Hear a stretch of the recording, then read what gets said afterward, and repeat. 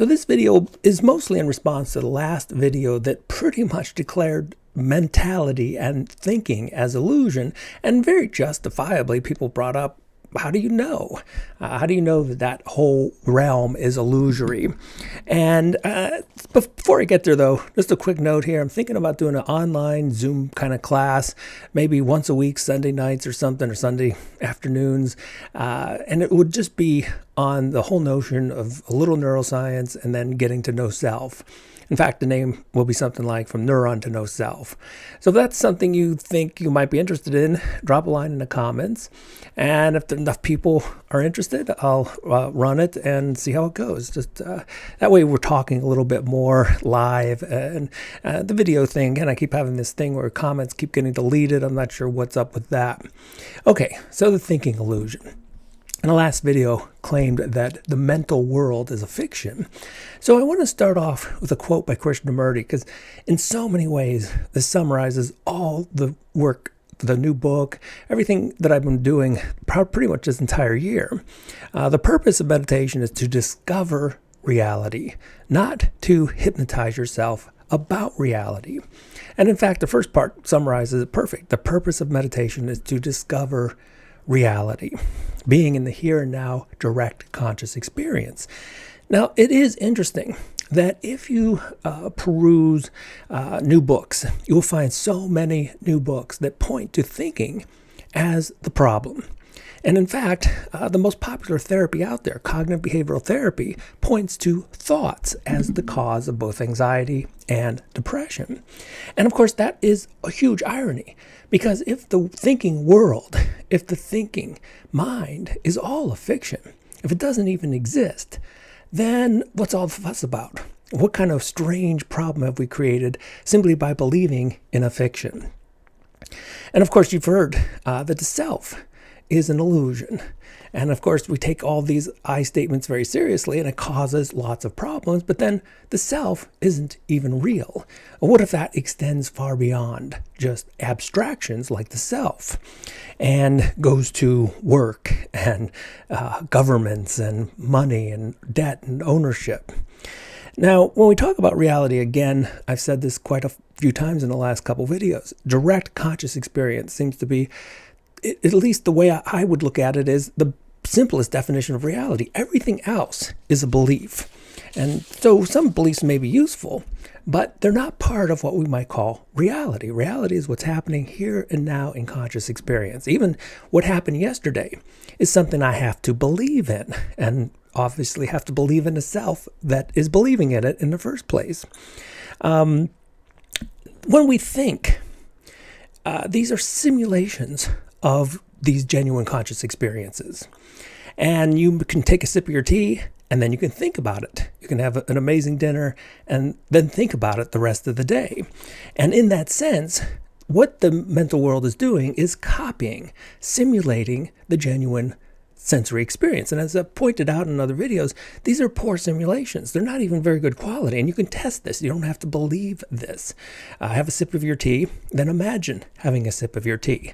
The conscious direct experience is rich, it has depth, and then your mind's taste buds of it are just, they fail in comparison.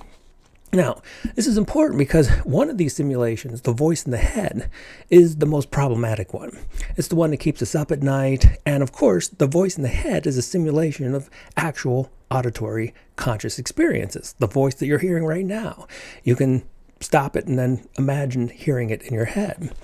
But it gets even deeper, because these simulations, we could say, are shadows of reality. But the abstractions that I'm really concerned with are not even shadows of reality. They're completely disconnected from conscious experience because we cannot consciously experience them. Things like work. Again, you can go to a building and you can sit at a computer and you can look at your name tag. Hopefully, I don't know if you have a name tag, but if you do, you could look at your name tag and it could say, CEO and then your name.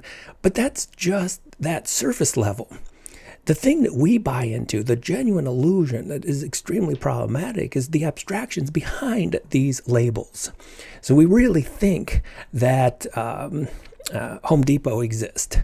We really, and people work there and believe that it's an actual entity when it's a complete fiction.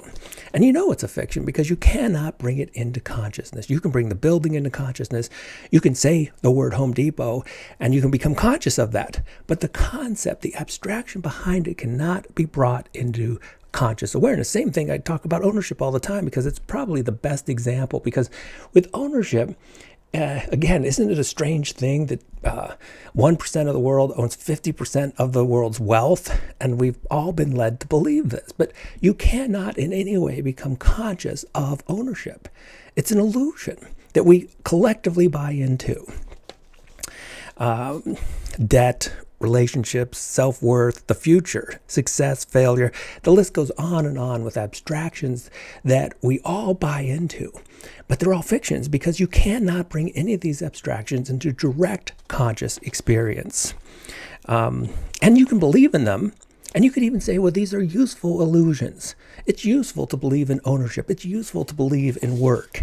But let me give you a quote by Philip Dick. It's a great quote. Reality is that which, when you stop believing in it, doesn't go away. And that is what the way consciousness works. It doesn't need anything to be believed in.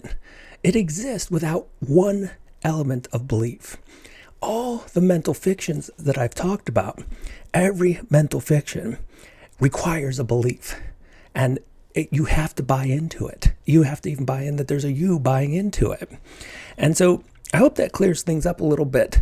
The main distinction is that reality is your direct conscious experience of the here and now. It's what we're getting at when we meditate. Because when you meditate, you're stripping the mind of all its beliefs and you're bringing everything back to the here and now. So you can meditate if you're sitting in lotus position, chanting some mantra, or you can meditate when you're going for a walk or driving a car. As long as you're in reality, you're meditating.